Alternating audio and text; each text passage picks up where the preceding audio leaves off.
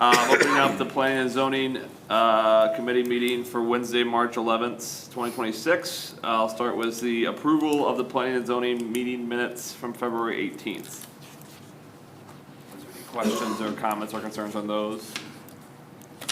If not, I'll take a motion to approve that. Motion. Moved by Vaughn,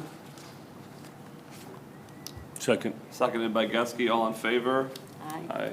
All right, we have one public participation, Denise Nicholson.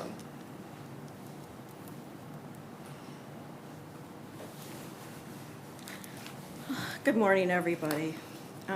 The attempt to pass and normalize remote access does not sit well with me and others who could not be here today due to travel at the time of this meeting. Because of the strong push to maintain voting power, I am here to voice strong opposition for anything remote, regardless of the situation and consecutive absences. Wasn't remote access scheduled to be discussed at 5 p.m. on Monday, March 16th? Why was this changed at a time that people are unable to attend? Why suddenly is this such a rushed issue? In my opinion, to keep the majority vote. That's what this is all about. When the idea of remote access originated, shouldn't the subject have been first discussed with Mayor Lamore and then the village lawyer? Isn't that the line of progression? To me, it's just also it shows respect. My question is, can any of the trustees put something on the agenda, go through the village lawyer, without the consent of the mayor? And do we, meaning the village, get charged? In my opinion, the last village board meeting, the topic of remote access appeared to be a power move by trustee and lawyer to blindside Mayor Lamore. Again, my opinion. Because of the discussions that were going on at that time, it certainly looked that way to an outside observer. Please vote no on this remote access issue. No one elected a television screen to be a board member. Thank you. Thank you. All right, we got a couple people here, I think. So we'll start with Paul Spass requests. This is the former Copeland location. Are they here today? Okay.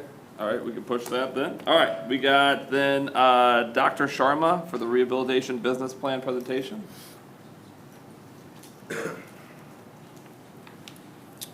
Hi, my name's Dr. Sharma. Thank you for giving me the opportunity to speak here with you all today. I have a prepared speech, but I'm going to kind of fly by the seat of my pants here.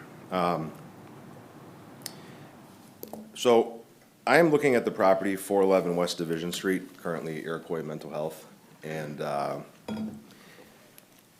I have 3 existing drug and alcohol treatment centers out of Will County that are specifically residential treatment facilities for men.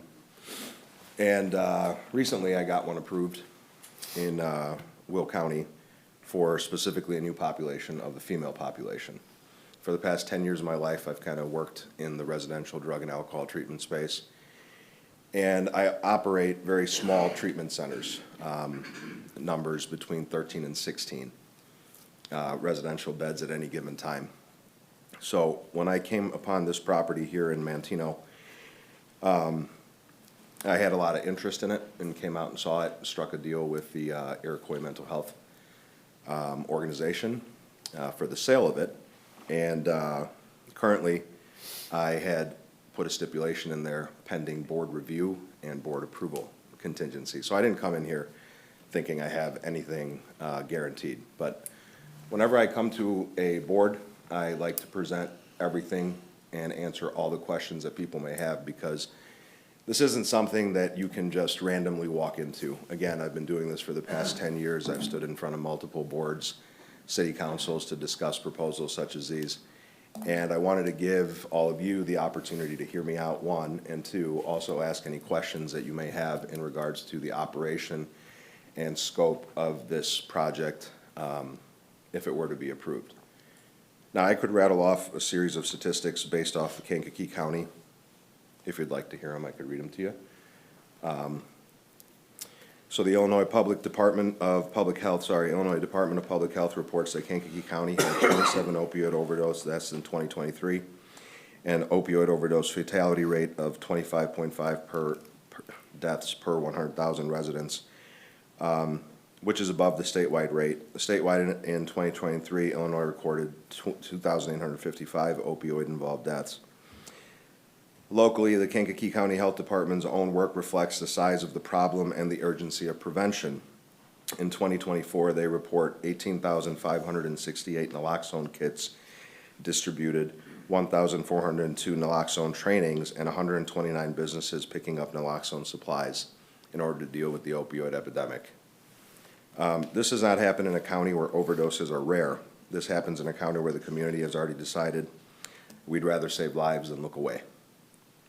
So what I am proposing, and this is what it will be if it gets a chance to get off the ground, a 13 to 16 residential bed facility. It will not be co-ed. This will be strictly for women struggling with drugs and alcohol issue. It's an underserved population across the state of Illinois, and very, if not any, are there exclusively just female drug and alcohol rehab treatment centers. These women would be staying at the residential facility, assuming it happens. Their detox will actually happen at the hospital that they come from. They will not be detoxed in-house. The average length of stay for any resident that would be at a facility is about 28 days. And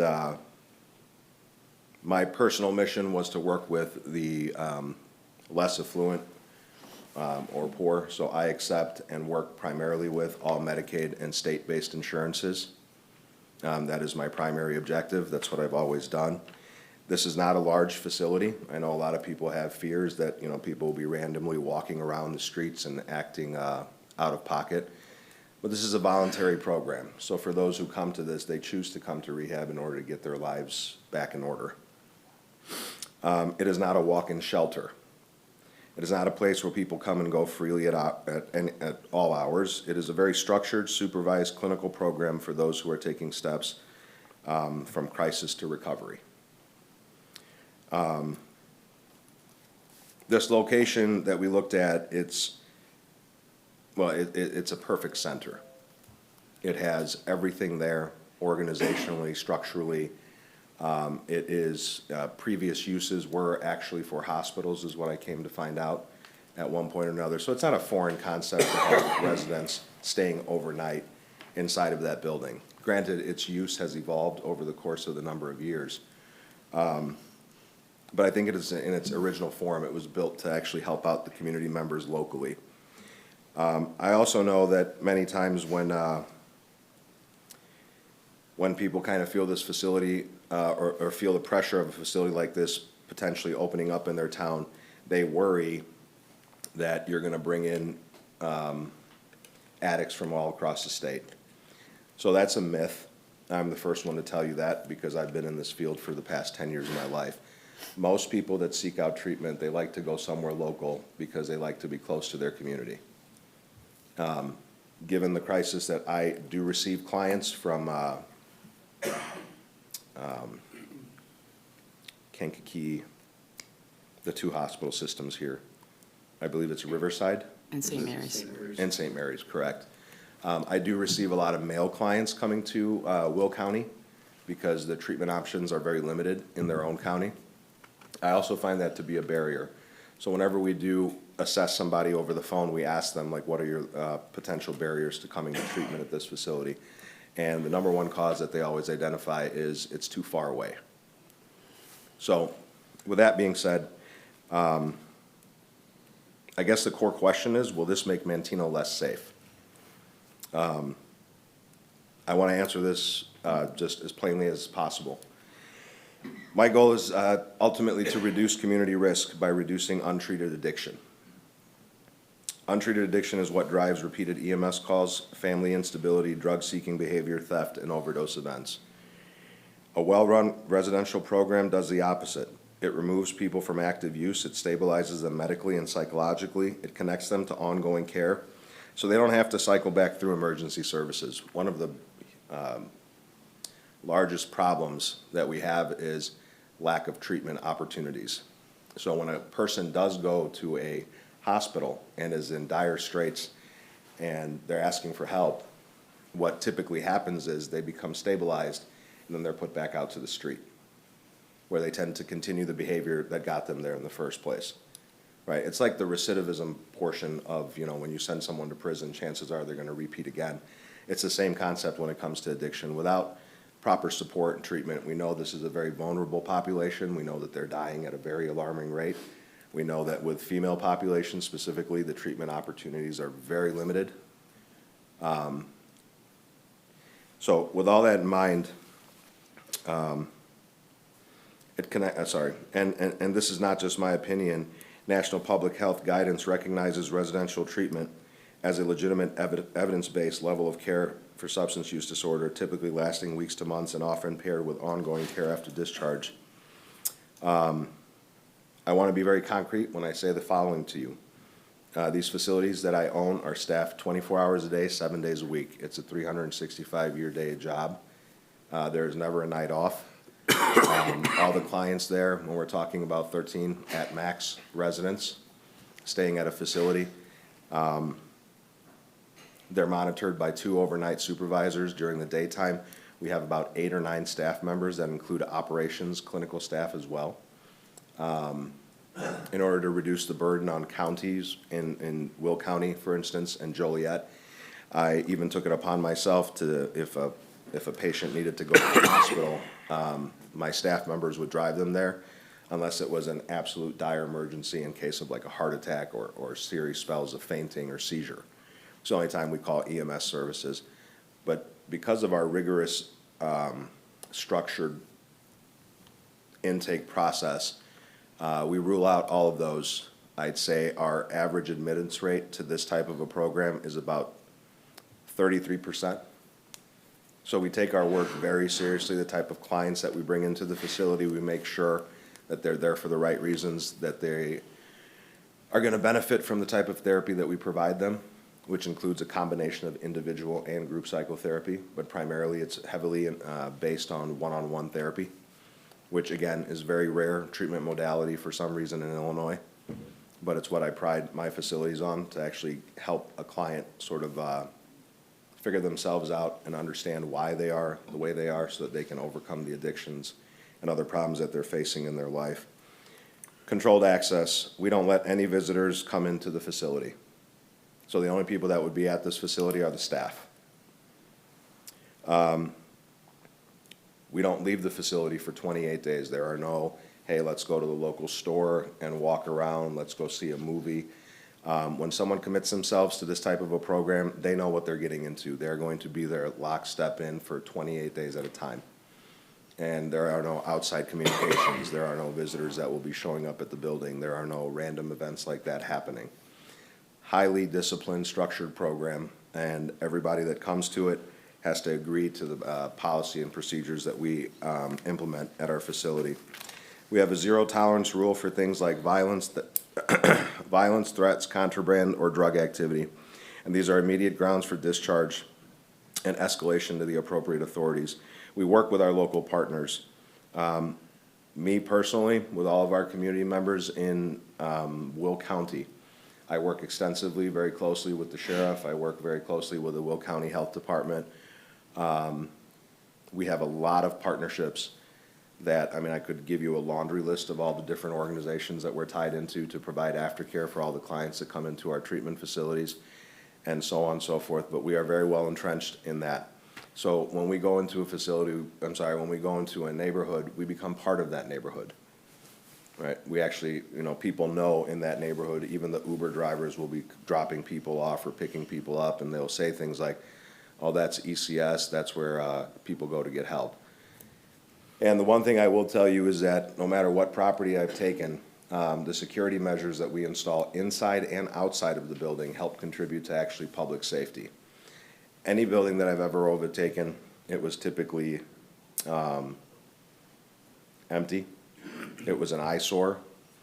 And when I took these buildings over, the neighborhoods that they were in weren't the greatest to begin with, but, because they know that we're heavily involved with the police department, and that's one of our partnerships, bottom line, we call police if we see something, so it's not something that we hide from. We ensure that, our camera systems are also monitoring the neighborhood, the area around our building, the street, need be, all of those kind of things. So we actually ensure that, that there is gonna be a heightened level of security, not just inside, but around our premises as well. We have a good neighbor policy. So for instance, I don't let any violent offenders into the building. I don't let any sexual predators into the building. We do a thorough background check on every person that's admitted to ensure that they don't have any of these type of criminal histories. These are average people. And in this case, if approved or if given the opportunity to do this, these would be women that are literally just like the rest of you. All the problem is that they have a drug issue or they have an alcohol problem, but they're willing to work on it. And I know that there's a need because even at St. Mary's in Kankakee, the one question that I get asked often is, when are you opening up a female center? Yeah, because everyone in the facilities know that it is a shortage and not too many facilities are doing anything about it. What does Manteno get in return? If you approve this, you're not just allowing a business, you're enabling a community health solution with real local benefits.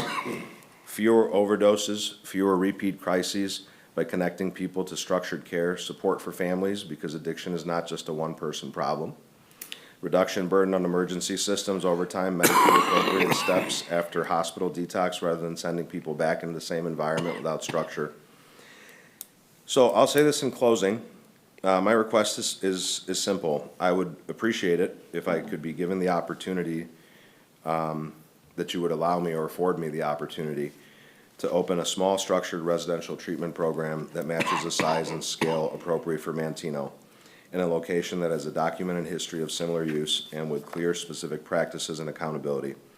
I'm not asking you to take a leap of faith. I'm asking you to evaluate my plan and hold me to it. If you approve this, you're not inviting trouble, you're inviting treatment, you're inviting solutions so families have a place to send their loved one before the next overdose, before the next arrest, or God forbid, before the next tragedy. And as I close, even in the toughest of times, there's things within us that carry us forward. What we start here today is that something called strength. I'm honored here to build it with you, if I get the opportunity to do so. My intention is to become a partner, so that I can help address some of those issues that are happening here in Manteno and the surrounding Kankakee County. Thank you for your time, and if you have any questions, I'm more than willing to answer them. What is the name of your business? Existential Counselor Society, ECS. Dr. Sharma, you mentioned that you're operating in Will County, is that Yes. correct? Okay. What municipalities are your locations? Or where are So your- two of my locations fall in Will County proper, under Will County jurisdiction. One of my locations fall under Joliet City. I'm currently working on a project in Grundy County, hoping to get that approved for residential treatment center out there. It would be the first one in Grundy County. And again, even for that facility, I was actually invited by their drug court and asked to come explore and open a facility in that area because they didn't have it. And they have a massive drug problem in Grundy County. So you have a location in the city of Joliet, in unincorporated Joliet? No, it is proper Joliet City, within city limits. But you That's what mentioned we another call it. location in unincorporated? The other two are in unincorporated Will County. And then a third location that's not open currently in Grundy County? Correct, yeah. Okay, so that's two operating facilities? at- 3 operating facilities, all male. I'm not gonna claim to be an expert in this field, but obviously it's a needed service. It's not a problem until it's a problem, right? Right. The location currently, obviously you've walked through that location. Is there any upgrades, any work that you're gonna plan on doing to that facility, any improvements to the site? For the most part, that facility, the reason I was extremely attracted to it was because it, first of all, functioned. as a residential place at one point, and it looks like, from what I could tell, without having looked at the original plans, the structure's the same, but they repurposed some of the uses. So it has a full functioning kitchen downstairs, commercial kitchen. It has, where we would be using that to prepare meals. It has a sprinkler system. It already has an alarm system. It has all of the steel doors that you would require for fire safety.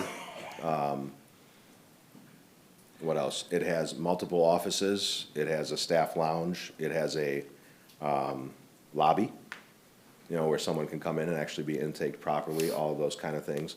I mean, structurally, that building is almost perfect, right? I think the upstairs requires a sprinkler system, an addition to certain areas of it, which would not be a problem, but in essence, it's, I don't want to say it's a turnkey thing, but it's almost to that level, yes.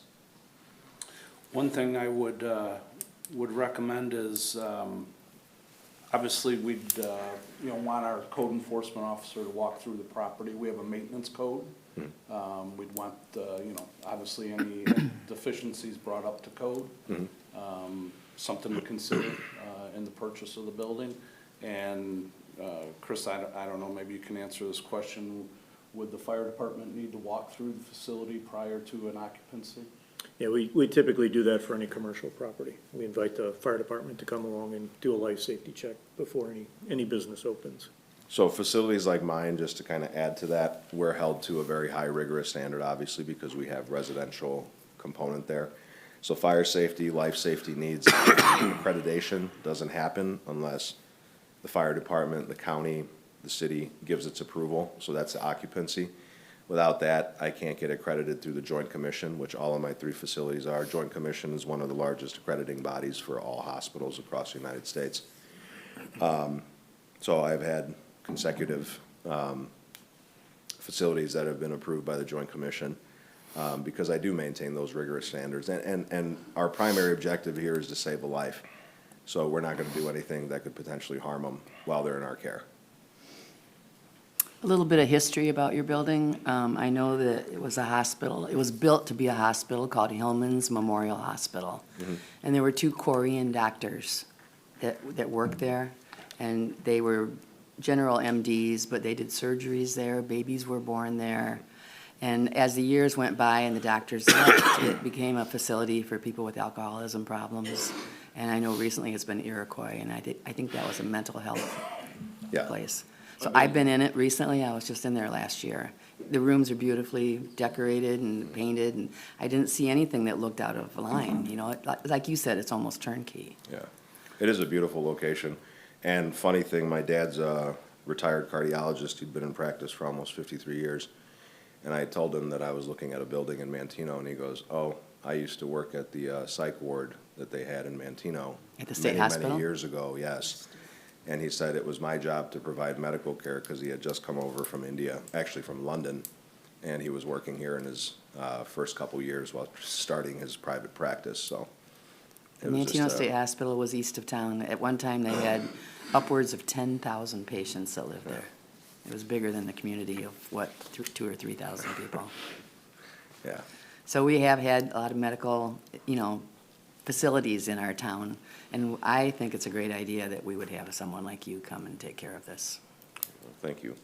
Chris, does this need a public, or does this need a special use permit? Is that what, No, actually, it's flat out not allowed in the zoning.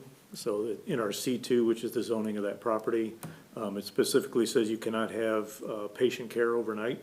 So we would have to amend the zoning ordinance. So that would have to go through the planning commission, have a public hearing, get a recommendation from the planning commission, and then bring it to the board. when did that change? Because that was the Resolve Center for years. Yeah, they don't keep anybody overnight. Well, Resolve Center kept people over for 90 days there. It's in the zoning ordinance that it's not allowed, so. So we ran it illegally for years? They may have been doing that, yeah, we were not aware. Because my that- mother worked there for 15 years and they had youth, 13 to 18-year-old youth there. They were there on a 90-day program. I remember that. It was about 25 years ago, maybe Yeah, 30. 20, yeah. 30. Oh, well, yeah, the zoning ordinance, I think, was updated in 2005, maybe, 2006. Well, something I like know that. they were still operating at that time.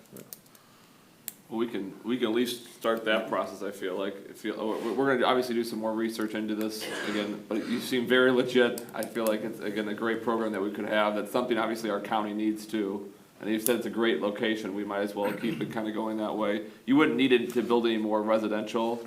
No. I think that's already all No, enough too. so when they Perfect. come in for, so typically what happens is when a client does come to our facility, after 28 days, we help them get into a, what's called sober living. So they would go to somewhere close to home, or they have local sober livings in various towns. So they just call them, they see if they have any availability, and they'll get admitted. And then they'd also have extended residential programs, not through my facility, because I'm strictly just a 28-day treatment provider. And beyond that, we just call that a step down to a lower level of care when they go into, let's say, a 60-day or a 90-day treatment program beyond that. So that would be the same thing here. We wouldn't be like building on the lot or doing anything like that to house anybody beyond the 28 days. You're not gonna be having any outpatient treatment, they're just all inpatient. All inpatient. Yeah, I mean, they had, the place that had it before had outpatient, where all those guys were sitting on site.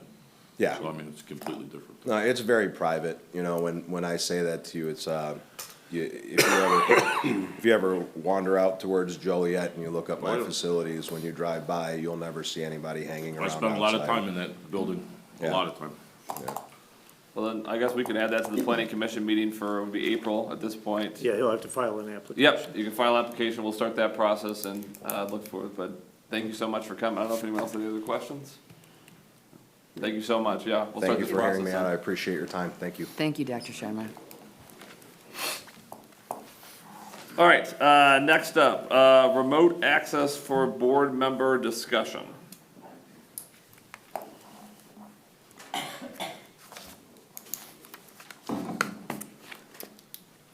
Who wants to start it off? I can start it off. I think all of us know that when we ran to be elected officials, that we were making a commitment to come to meetings. I mean, everybody knows that, I think. I did. Because a lot of people would say to me, boy, you're gonna have a lot of meetings. I said, I know. I like to go to meetings. It's a good thing. So there's nothing better than one-on-one or all of us getting together for a meeting to have discussions. And I think it's important to be present and not be distracted by wherever else you're gonna be. I think in a perfect world, that works fine. In a not-so-perfect world, it doesn't. I mean, we are struggling to have a quorum on several meetings because people have different things, different conflicts. To add to this, just to clarify, this isn't unique to Manteno. I know the county has it, but Bradley has it under section 2.43. Bourbonnais has it under 2.3, and Kankakee has it under 2.19. So all three of those municipalities or locally have the same ordinance providing for it. So In that ordinance, do you still have to have a present quorum? you have to have a present quorum. Okay, Yeah. so it's just adding in like if, so let's say me and you leave, or no, I guess we have five of us here, so let's say us three leave, it would be still, we wouldn't be able to do it. You'd have to have like a present quorum. That's my understanding. Okay, so at least, you know what I mean, like, it's not like it's like we're trying to have nobody here at these meetings either. Well, and having more people participate I don't see how that's a bad thing. Whether it's, you know, I know that there are people who think that this is the Annette Zimbelman ordinance, but it's not. It's, Who said that? thank you, George. Appreciate it. Please be quiet during our meeting, okay? This is for everyone. This is, if Mike can't attend, if I can't attend, Todd, you missed 2 meetings because work takes you out. You want people to be involved. I don't see why this is a bad thing. I think it's opening up a can of worms. I think when we were elected to this board, we were elected to be here at these meetings, if all possible. I'm against it. I don't think it's right. I had a couple Zoom calls with doctors at Mayo Clinic, and it goes in and out, and some of it's a nightmare. Well, part of the ordinance is they have to be able to be seen visually, so the only difference is there's a visual instead of them sitting next to you. What about, in my instance, talking to my doctors, in that I was on medication, strong medication, and there was nobody at my house to help write down what I was listening to or whatever. I just find that we need to be here at these meetings. And I'm really sorry that Annette has to miss these meetings, but I think it's important for the residents of our community and that the people that voted for us, that we are here at these meetings. I think we were elected to serve the people. And I don't think we should ask the people to allow us to change all the rules because one of us has something more important to go to. This is a priority, coming to these meetings, and I think we're honored that we were elected. And sometimes your lifestyle changes and you get involved in other things. Well, maybe that's the time to bow out. Maybe you shouldn't be a trustee if you don't have the time in your busy schedule. Because we're here to serve the people. I don't think I can serve the people if I'm on a computer 100 miles away because I had something more important to do. That's Well, Mayor, that's when my I take was, on it. when I was out of town for work, and we all have to work because this does not support us or our families, you reached out to me a couple of times, asking, where are you at? Why aren't you at the meetings? We couldn't have a quorum. What better way to serve the people by participating? If that would have allowed me an avenue to participate in our meeting, why would that be wrong? Here's the thing. Why would, that would actually be limiting board members' participation. We And are- if I was able to zoom in, and obviously Zoom, Teams, it's all, everybody's using it now. Fortune 500, Fortune 100 companies do Zoom and Teams meetings. Federal government And doesn't use it. they're able to participate. So if I was able to get in on the meetings that you guys were a part of, which I would have liked to have been a part of that meeting, would that be a bad thing? If I was able to contribute and respond through that source of communication, why would that be a bad thing? We are all replaceable. And the public, when they have a chance to vote for people, they're going to vote for people that they want to be here. If we're not available, we're not doing our job, But Todd. we're not making this an exclusive thing. We're not saying that in lieu of being here in person, Todd or Joel or Mike or CJ or Peggy are only going to do remote access meetings. In a very limited situation, this would allow us access to be able to participate. How limited of a situation? Because if you watch the Kankakee County board meetings, there's 2 or 3 representatives that are on there. The one representative fell asleep during the meeting. If you go back from 2 months ago, he's on the Zoom call and fell asleep. Well, and that's where obviously we'd have to hold So- each other accountable. I understand accountable. My question is, If you're gonna participate, you can't be in the Zoom how meeting long, sleeping. how long would these Zoom meetings, is this a one-time thing if you're out of town? Because I know in some municipalities, if there's business or they're out of town, that it's a 1 or 2 time thing. It's not every meeting, committee meeting, Zoom call in. Well, I know I have to, for work, I have to travel 2 or 3 times a year. 2 or 3 So if times I'm a year. able to participate 2 or 3 times a year via Zoom or Teams, is that offending anybody? Is that upsetting you? I want to say something else, too. When I first ran for office in 2000. Well, wait, I asked a question. So let them respond. Would that upset anybody if? My question I would be, was is able I think we've all missed 2 or 3 meetings. you know my what I mean? answer to So- that would be, Yeah, and is if you that, had to miss because of a tournament or school or whatever. Well, the I reason mean, I- if you're able to. George, Yeah, George, I'm pissed talking, off. And okay? George, you need to leave. Mayor, can you control the crowd, please? That's your job. All right, let's just settle down. Todd, give your question and then let them answer it. Yeah, so if I was able to participate in a way that, was productive, would anybody be upset with that? my question would be, is once again, is that, What, you, I'm Let him asking answer. a Let him question. answer. I'm trying to answer your question, Tom.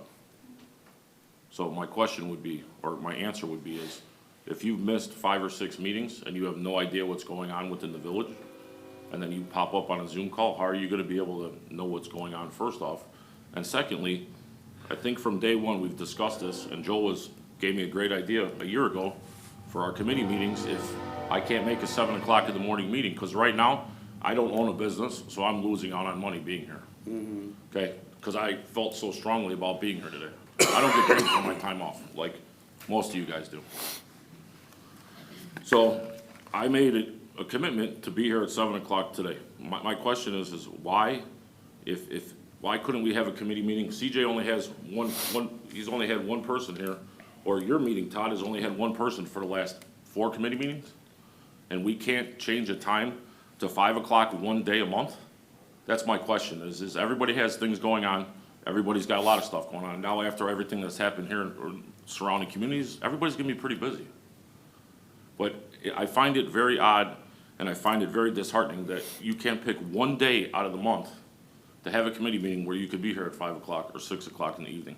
Mike, over the course of the last 16 years, I've had a pretty damn good attendance record. And you can go through. I'm not saying you can go I'm not through- saying by any person's name. All I'm You- saying wait, is but- that, But wait, you're bringing it up, it's a valid Mm-hmm. question, and my response to that is, go back over the past 16 years and look at my attendance record, okay? First of all. Secondly, this would only allow you or anybody else on the board another means of participating. So like you just said, if you can't make a 7 o'clock meeting, maybe if you're on a job site, you can Zoom in, or Teams, or whatever we end up doing. let me ask you a question, if you're an owner of a business, if you're foreman of your It doesn't project. require No, no, you but to what do I'm saying that, is but it would you're- allow Todd. you the ability. Would you let him talk, please? You're foreman or your project manager, you're paying that man to do that, to be at work, correct? You're paying, hang on, you're not answering my Going off question. into an avenue that has nothing to do with this. Yeah, okay. Mike, it does. to your point though, Mike, I agree with you that having a board member who hasn't been at 4 or 5 meetings, who doesn't know what's going on in the village, to go in and cast votes is a bad thing. But where I disagree is that allowing someone to Zoom in, hopefully they don't miss 4 or 5 meetings and they know what's going on in the village. So this way, when they cast a vote, it's an educated vote, not an uneducated vote. And I'm behind you 100% of that. I mean, I think the question needs to be addressed before this is that no one's been told how long Annette's gonna be gone for. I don't, again, this isn't about Annette. I understand it's not about Annette, but what I'm saying is that, George, I'm asking you. I'm not gonna ask again, George, please. If the remote board meetings are designed for me to be here, or for CJ to be here, or for Peggy to be here, then that's a different situation.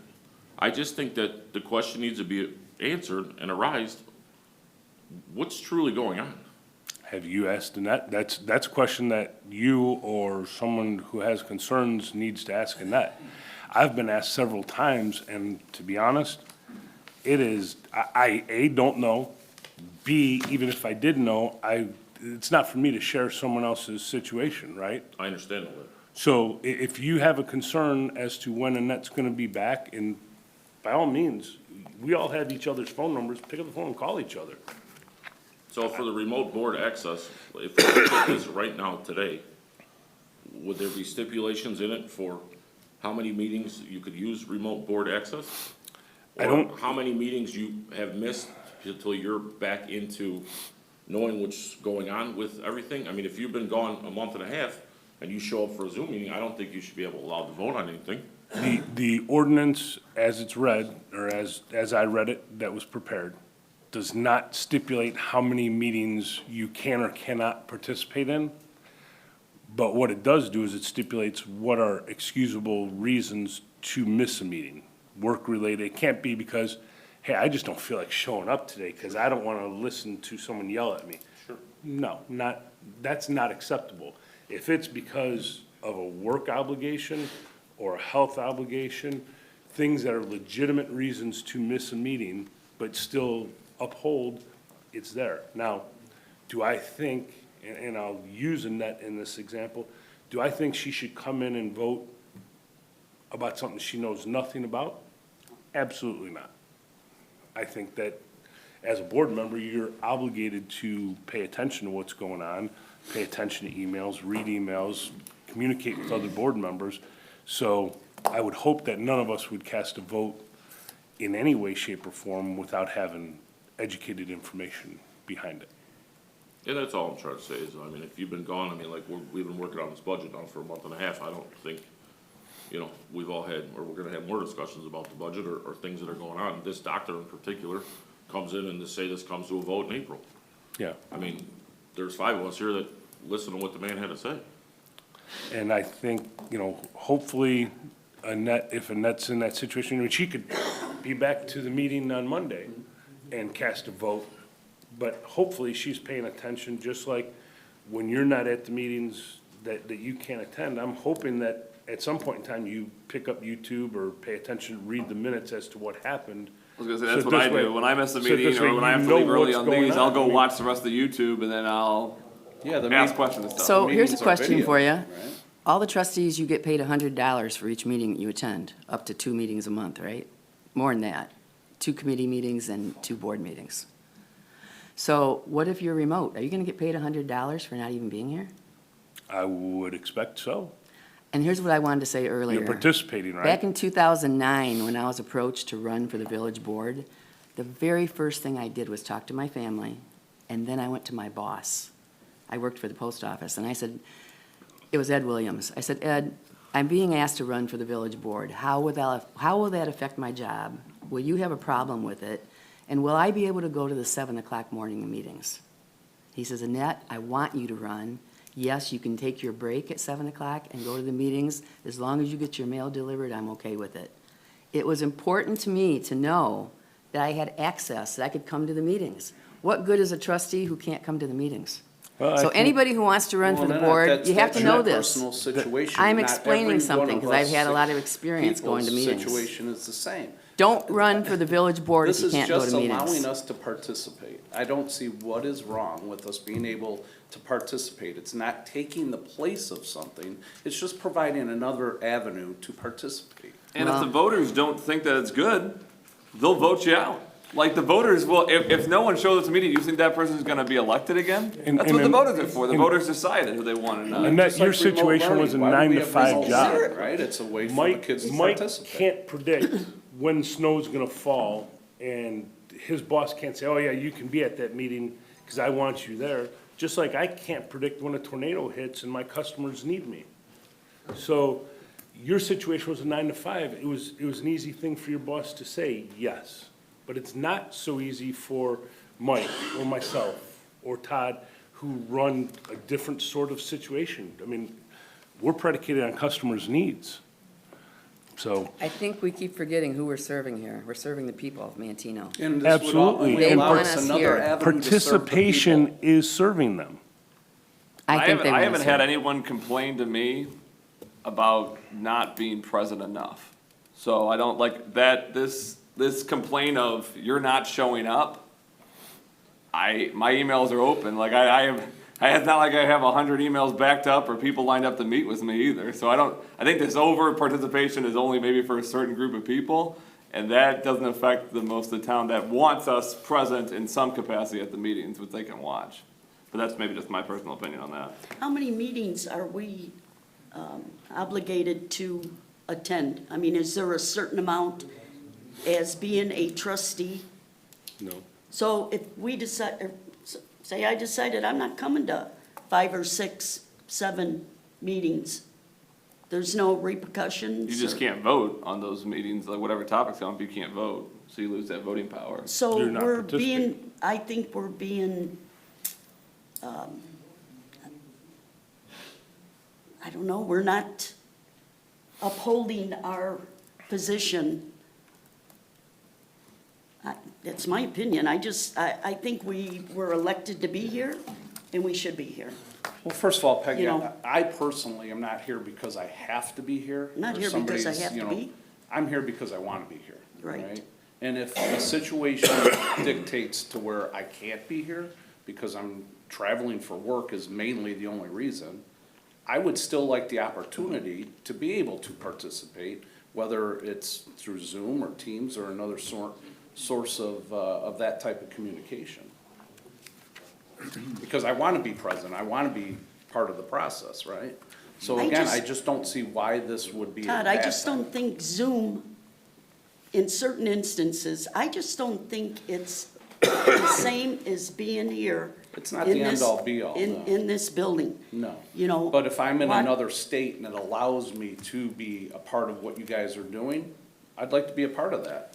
It's not the same, it's, you know, I'd personally rather be in person, but it beats non-participation.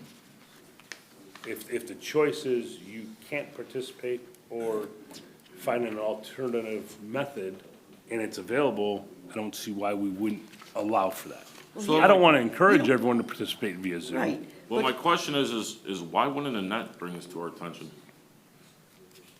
Again, I don't think this is But if being Annette nuts. wanted to be present, wouldn't she bring it up that she wants to have Zoom or Teams calls? Mike, again, I don't think this is not Well, stemming my from. question is that no one's seen an email. See, you ask a question, but then you don't want an answer.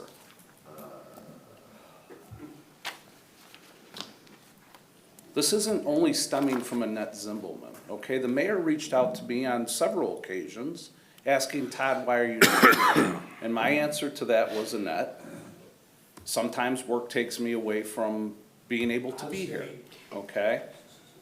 Joel, same situation, okay? This isn't only an Annette Zimbelman thing, so let's make that very clear right Okay, off the but bat. if you're say you're out of town, Mm-hmm. so what's saying that you can make that 7 o'clock Zoom meeting? Nothing, Okay, there you go. but it's an option.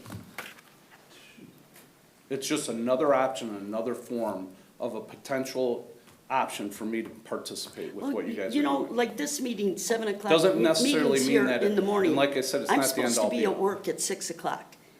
So I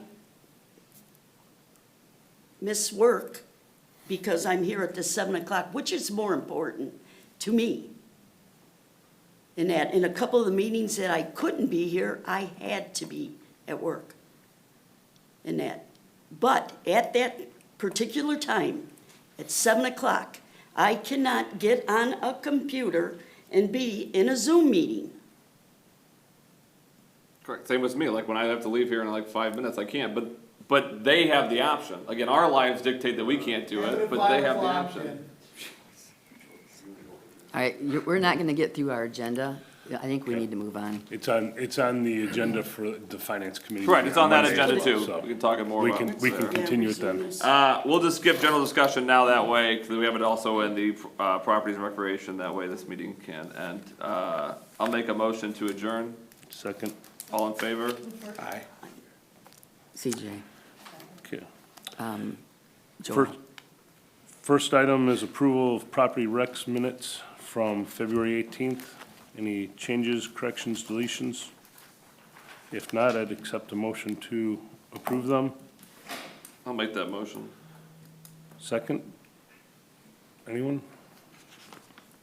I wasn't here, so I can't approve it. Who else was here? Peggy? Okay, Second. all in favor? Aye. Okay, public participation, we already had that. Just, I want to address a couple things that were asked during public participation real quick. Yes, a trustee, any trustee can request anything to be put on the agenda. So, at any time, that's part of our elected official position of what we can and cannot do. We can also reach out to our village attorney, because the village attorney represents not only the mayor and the village, but each and every trustee. Other than that, as far as why is it not on the meeting at 5 PM, it is, the agenda, I saw it yesterday in the email. It is scheduled to be on the agenda next Monday to be discussed again before it. So, I'm sorry, you had a question? What was does it cost you to talk to the lawyer? Every time that someone calls or emails, there's a cost associated with the attorney. I would like to just jump in here and say that out of just common courtesy, I think it would be best if you contacted me, the mayor, first, and then I would have talked to the lawyer about it, because you're causing more expenses for the village, and I don't even know what you're doing. Well, and I think that communication's a two-way street. I'm supposed to call you and ask you if you have something you want to put on the agenda? that we haven't discussed? No, what I'm saying is there are many things that you don't reach out to the trustees to communicate with us. Really? Yes. I thought I was doing a very good job of that, because we discuss everything when we're together at meetings. So there was an executive order yesterday, right? I didn't get a phone call about that order. Did anyone else get a call? No. I haven't had any communication at all. And Mayor, all due respect, I want us to succeed. We have to work together. So communication, I think this lesson learned, all of us need to communicate together better. We can save a lot of money on lawyer fees if you Agreed. call me first. Agreed. I mean, And don't put anything on the agenda to vote on that we haven't even discussed yet, Joel. well, I have that right to, and I'm not saying I will, and we'll work on communication, but my ask of you is if I'm gonna work on communication, I'm gonna ask you to do the same, because we opposed organization of our staff of Village Hall, but that never came to the board, and that's something that I think communication should have been before we made that decision. Who opposed that? Yeah. What's that? What are you talking The about? attorney opposed it. Elizabeth Blood did. No. Yes. No. The attorney wrote a letter and said that we can oppose it if you would like us to proceed, but we're likely to not win that case. Well, Elizabeth And they got Blood, instructions Elizabeth to. Blood called me and told me what legally was gonna happen. She didn't ask me, do you want me to oppose this, or do you want me to go with it? She said, this is what should happen.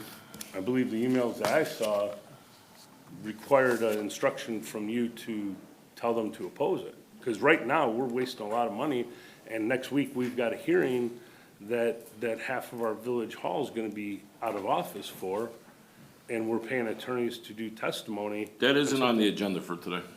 It doesn't change it. That's weird.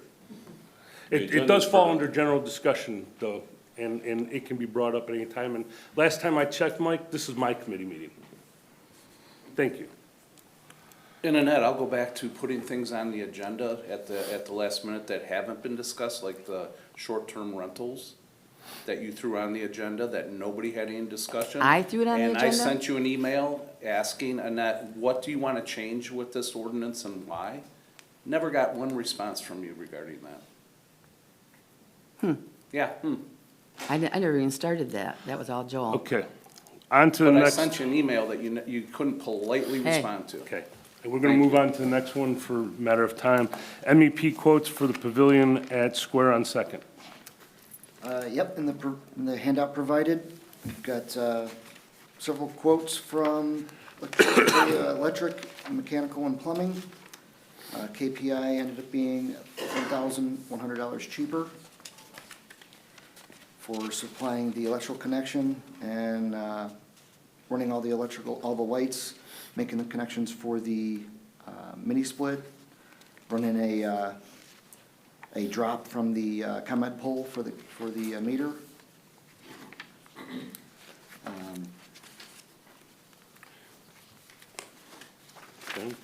Glady was the cheapest between the two between Houlihan and Glady for the HVAC and the plumbing, and it being almost $4,500 cheaper. That includes installing a mini split, multiple heads for AC and heat for the building, making all the water and sewer connections, running all the pipe, PVC and copper, and then connecting and installing all the sinks and toilets, fixtures.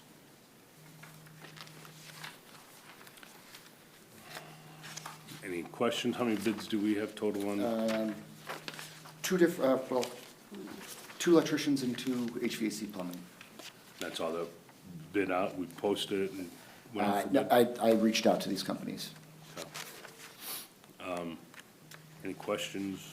Yeah, can you repeat what you asked me? Asked if we went out for bid for it, if we got multiple bids. Are we required to put this out for bid? It just has to be a board approved. Jim, I have a question here regarding Glady's proposal. Yep, So they're allowing up to a 75-foot tie-in, correct? correct. Based on what you've seen, does that seem reasonable? That's gonna be real close. I also see that they have all excavation, backfill, cut, patch, matched by others, meaning that they're not gonna backfill their trench? That's fine, yeah, we'll be doing the backfilling on that. Okay. Obviously, they're not gonna haul away any excess spoils or. Correct. the That'll be all public- on-site stuff that we'll take care of. Gotcha. Okay, that was it. Okay. What is the total, do we have kind of a guesstimate? What is the total we're at right now with that building? I don't have the rest of the numbers in front of me here, but the cost of the building, we already approved for. Right, I know that. Concrete, we just poured the footing foundation. Well, we just got the invoices for that. We'll have an invoice for rental for concrete forms, so I can generate what we're at today. Okay. But yeah, I can send that out. We appreciate it. Thank you. And I kind of did a little looking into it and what we paid for the Thies Park Pavilion, which is half the size of this pavilion. Just kind of going through it quickly yesterday, just the concrete work and the framing and building of the structure, no mechanical, anything else, was almost $100,000 what we paid for. So just the cost savings that the village is providing with Public Works doing it. I wouldn't say it would be double, but at least 1.5 times. So, you know, the cost savings of over $150,000, what I would have to guesstimate with, you know, hiring out a GC and hiring out contractors to perform the rest of the work. Jim, I'm sorry, I got another question here. Maybe I'm just not seeing it here, but on Glady's proposal, where is their actual price? I see the price for the mini split. Back page. I only have one sheet. There's nothing on the backside? No, it didn't It copy didn't both print the sides, I second. apologize. side, yeah. Yeah, the Glady's total amount was $49,410. 49 what? $49,410, and then with an additional $1,000 for water and sanitary, $6,000 for interior excavation, and $2,500, I'm sorry, for installation allowance.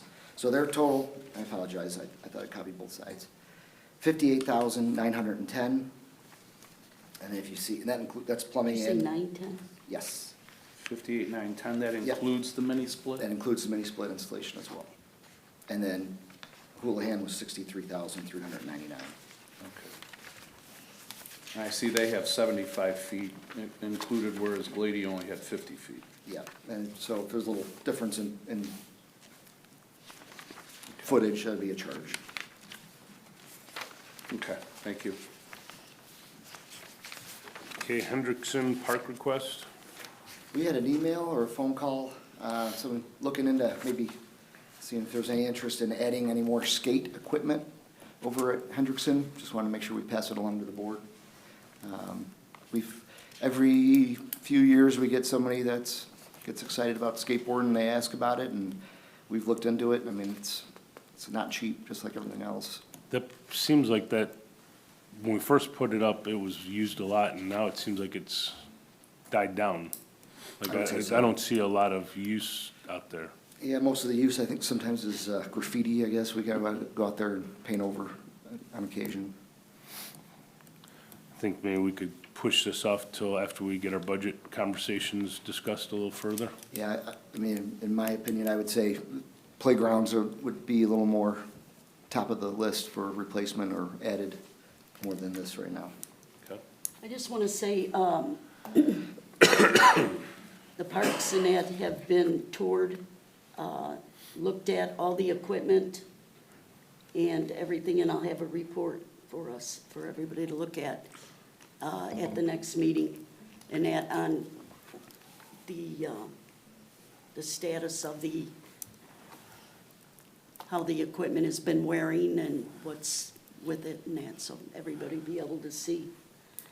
Okay. And that, so the parks have all been walked through and looked at. and- Who looked and at that- them? I did, Oh, okay, okay. and so I'll give a report on it. Sounds good. We'll put it on next. Yep. Are you gonna put it on your public safety I meeting? can do that, All right. yep. Could you put that So on do we there, have to Chris, approve please? these, or what are we gonna do with these two bids here to get this thing moving along? Go on, it has to be put on the agenda for Monday? Yes.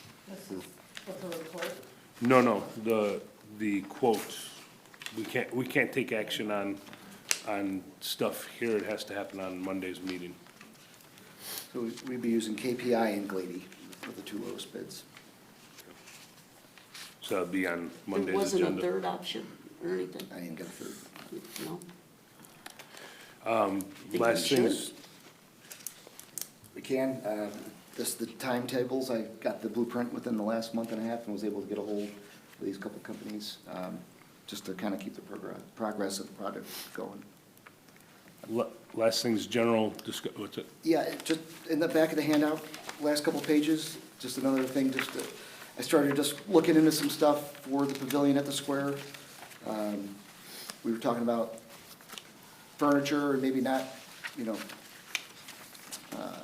park benches or whatever, picnic tables, but just kind of coming up with a couple ideas, kind of put some price tags together. If you want to take a look through, point me in the right direction, is it something we want to look into, whether the colors and the product? I guess my question regarding any furniture would be the long-term intent. Would that be to have something that is movable on, you know, at the spur of the moment? Or would we want to look at something that's more permanently affixed to the concrete? Is there going to be the need to move a space open for another activity, or?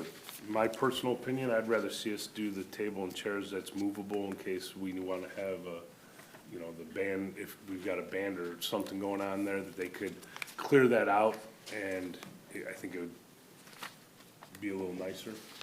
Would it be an issue though of like yesterday's storm rolling through and blowing it around the park, or, I mean? Yesterday's storms, I don't know what, I mean, Might have blown the pavilion around the park. there were houses that were moved, so I don't know that we can solve that problem.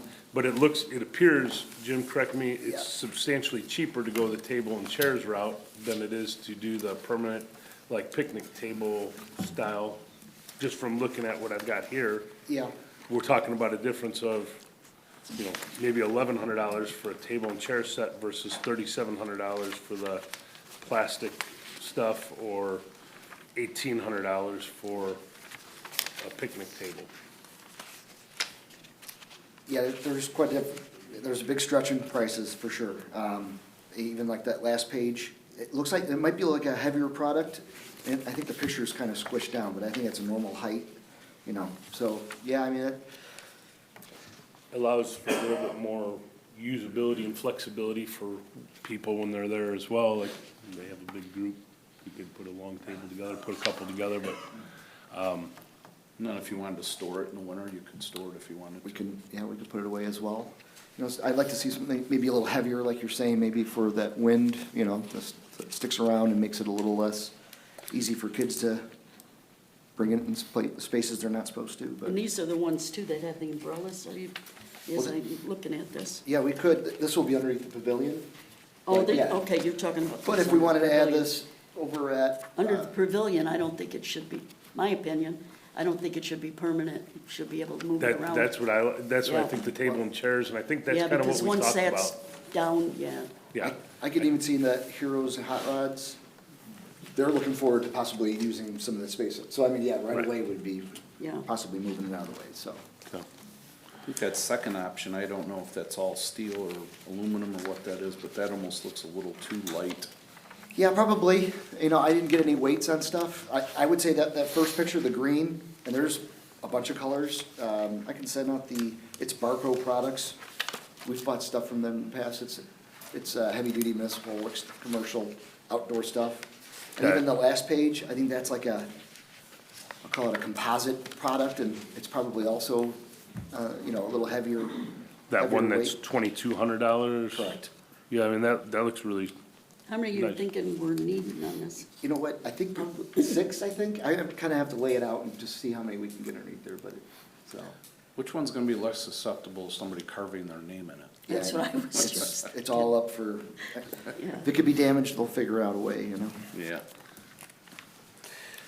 Right. We got a little time on this, but Could just, you you know, look at the table and chairs stuff, I think, especially for under the pavilion, Yeah. and then get us a little bit of weight and pricing, and then we Yeah. can Okay. discuss that. I mean, if even adding to the couple of the spots over there on the north side by the jumping pillow as opposed to the wooden picnic tables that we put Yeah, out there. we talked about doing something there too, Yeah. because those don't look all that great.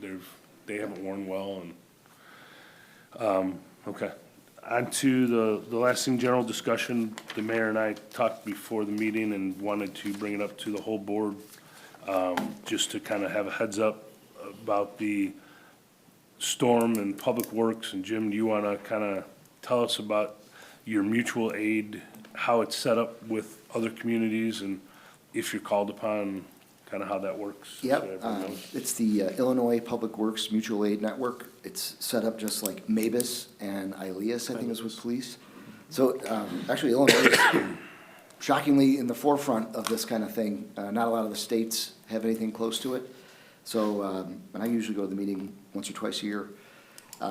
It's set up to where other public works agencies, if they have a storm, they can contact IPWMA and put out a call and say, hey, we need chipper trucks or a backhoe or boom truck or whatever to help facilitate a storm cleanup. I haven't heard anything from Aroma Park or St. Anne yet. I reached out to Terry Nemica at Bourbonnais. So I'm gonna be putting a call out to the mayor of Aroma Park there and So, see. didn't you hear from was it the police chief that, last night we sent 3 officers to Aroma Park? Correct. To help, because they obviously, south of us, took a bigger blunt of the storm than we did. So there are 3 officers there helping, and aren't they having a meeting at 8 o'clock this morning? Yep.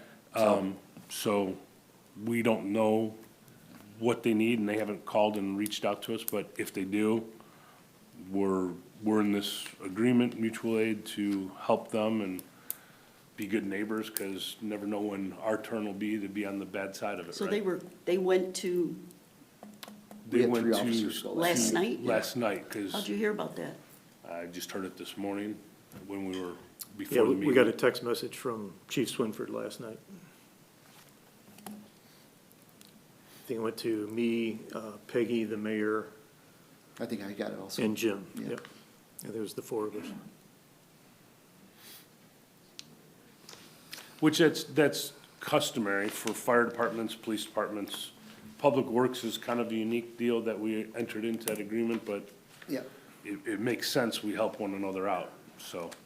I'm not sure if Aroma Park is in this mutual aid network or not, but I would say if we do get a phone call, if I get permission to send a couple guys if needed, or a piece of equipment, whatever they require. We should definitely do that. I think We we need to will. help them. I think it's a good thing to be Okay. good neighbors, right? And Peatones helped us out years back. Bourbonnais come out and helped us. We've sent guys to Grant Park. We sent guys to like Crystal Lake way back, like Fox River Valley there. So it, this kind of thing that goes around comes around, so. So it's statewide, not just countywide? There's a statewide program, correct, yeah. It's pretty, I mean, unique to Public Works. You don't hear, like, I think I looked into it like a year or 2 ago when North Carolina was having the hurricane issues, and I was seeing if North Carolina had anything set up, and they really didn't, so. And it works out to where if we do send guys for more than multiple days and FEMA gets involved, the village could actually get recoup costs from the state and then federal then if needed, so. I imagine there's a lot of trees down that they need help getting Yeah. those. So I'll reach out. Just curiosity, any of those costs, are they reimbursable? Like, let's say we spend 2 weeks of time out in wherever, are those costs reimbursable back to the village, or is it just kind of? Yeah, we one if- hand helps the other? It's, there's a timetable, especially with FEMA, it depends on how many days beyond. I think the IPWMAN, we're to help out a community for 3 days with no charge. Like that's kind of like the open agreement for all, towns and villages, cities, that we would provide help to any other town for 3 days, if you can. It's not like, you have to be there and we have to do it. If we're cleaning up our storm, we can't make it, okay. After 3 days, then, yeah, if, especially if it escalates into either the Illinois FEMA or federal FEMA, then, yeah, you can put a cost associated to it, and they can pay back.